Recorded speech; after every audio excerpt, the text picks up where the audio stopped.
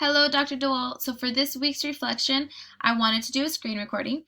So I'm going to just go into the three tools that I will be using to examine the standards. So CSP, the central takeaway of CSP is our mindset. So as educators, we must have the mindset that all children can and will learn. We can't judge them based off of what we think they should know, and we can't expect them, we can't teach them based off of what we expect them to know as either. So we can't change the format of our education or the information that we're supposed to provide for them. We must keep them in the same category and same level as their competitors. So in the bottom, I put a motto, which is they can and will learn. So the next one, the social justice essentials. So there's five essentials, which is content mastery, critical thinking, action and social change, personal reflection, and awareness and multicultural group dynamics. So content mastery is basically becoming an expert in all knowledge, which includes facts, historical context, and macro to micro information. Critical thinking and analysis is we must teach our students and give them all the necessary information that they need in order to develop their own opinions. Leading into action and social change. So after they develop those opinions, they're able to be advocates for themselves, their peers, and to make changes where they wish to be advocates for.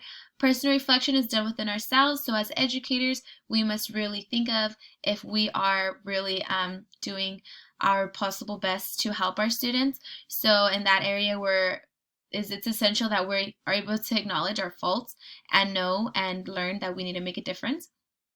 And awareness of multicultural group dynamics is basically being aware of our community and the needs of our students. Universal design for learning, UDL, is broken into representation, action and expression, and engagement. So representation is representation for all students, so provide them with different displays of information. Action and expression is providing them with different tools that they need, assistive tools, as well as navigation points. And engagement is allowing for students to engage when they're interested in doing so. All of these work hand in hand to create an environment that's really enriching and a whole for the students in order for them to learn in their best capability. So I'm just going to jump into the standards for the sake of time. So I'm going into 1.3 because I wish to work with first graders in the future.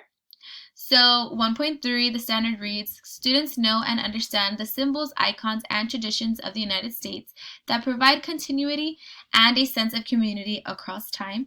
The substandards read, 1. Recite the Pledge of Allegiance and sing songs that express American ideals. 2. Understand the significance of our national holidays and the heroism and achievements of the people associated with them. And 3. Identify American symbols, landmarks, and essential documents such as the flag, bald eagle, Statue of Liberty, U.S. Constitution, and Declaration of Independence. So I want to begin by saying that being from this country, I understand the importance of teaching historical backgrounds to our students and understanding and developing a sense of pride of where we are and how our country is run.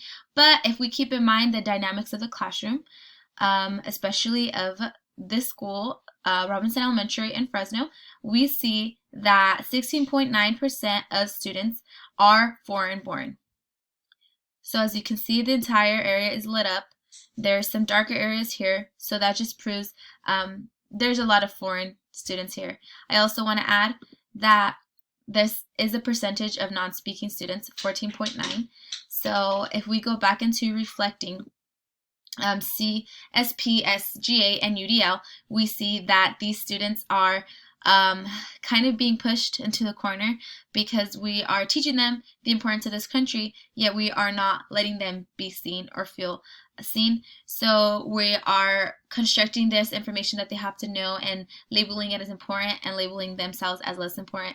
And so what this essentially does is develops a sense of injustices within the classroom because we're not providing the students with the necessary displays of information that translate into their classroom where it is needed, and we are not essentially teaching them that they're important if they are from a different background.